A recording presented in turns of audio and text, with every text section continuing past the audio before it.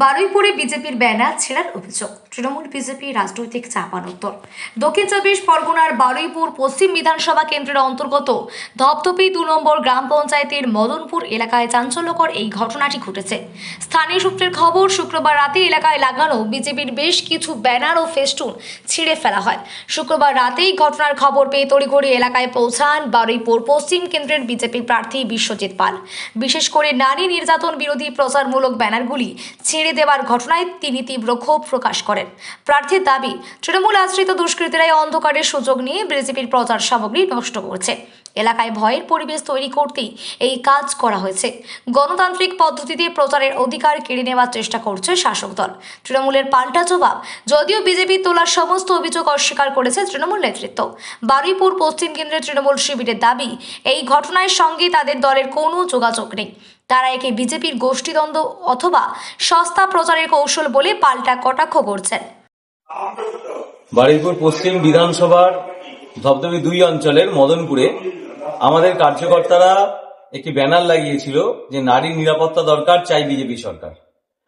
আমরা দেখলাম যে গতকাল রাত্রে সেই ব্যানারটিকে, ওই নারী নিরাপত্তা দরকার, সেটাকে ব্লেড দিয়ে কেউ কেটেছে পুরো ব্যানারটি।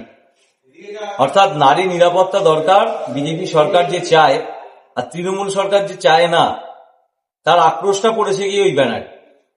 মানে আরজিকর দেখেছি আমরা, হাঁসখালি দেখেছি, আমরা পার্ক স্ট্রিট দেখেছি, কামদুনি দেখেছি।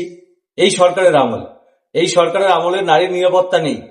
আর আজকে দাঁড়িয়ে নারী নিরাপত্তা চেয়ে যখন বিজেপি একটা ব্যানার লাগাচ্ছে, তো সেই ব্যানারটাকে ছিঁড়ে ফেলা হচ্ছে, কাটা হচ্ছে, নষ্ট করা হচ্ছে। অর্থাৎ বারুইপুর পশ্চিম বিধানসভায় তৃণমূল কংগ্রেস বুঝতে পারছে যে এই বিধানসভা তারা হারতে চলেছে। এর আগে তারা লুট করে কাউন্টিং রুমে আমাদের বিজেপি এজেন্টদের মেরে বার করে দিয়ে বিভিন্নভাবে তারা পঞ্চায়েতগুলো দখল নিয়েছিল। আজকে যখন আমাদের ইলেকশন কমিশন যেভাবে এগোচ্ছে, তারা বুঝতে পারছে যে 26-এর ইলেকশন এত সহজ হবে না। তাই তারা কি করছে, বিভিন্ন গ্রামে এইভাবে বিজেপির যে ফ্ল্যাগ আছে, এগুলো ছিটছে। তো এই করে কিছু হবে না। বিজেপি মানুষের মনে আছে এবং নারী নিরাপত্তার জন্য এখানে বিজেপির সরকারই আসবে। নমস্কার, বিশ্বজিৎ পাল, ভারতীয় জনতা পার্টির যাদবপুর সাংগঠনিক জেলা সাধারণ সম্পাদক এবং বারুইপুর পশ্চিম বিধানসভার প্রার্থী। অত্যন্ত হাস্যকর ব্যাপার, নিম্ন রুচির কথাবার্তা বলছে বিজেপির এই সমস্ত মানুষেরা। তৃণমূল কংগ্রেসের বারুইপুর পশ্চিমে এত দৈন্যদশা হয়নি যে বিজেপির ব্যানার ছিঁড়তে হবে। কারণ বারুইপুরে পশ্চিমে সাংগঠনিকভাবে বিজেপির কোনো অস্তিত্ব নেই। গত নির্বাচনে 62,000 ভোটে পরাজিত হয়েছিল। এবারের নির্বাচনে 62টা বোধহয় 82-তে চলে যেতে পারে। সুতরাং কোথায় কে একটা ফ্লেক্স লাগালো, কোথায় কে দেয়াল লিখলো, তাতে বারুইপুর পশ্চিম তৃণমূল কংগ্রেসের কিন্তু এসে যায় না। যিনি প্রার্থী হয়েছেন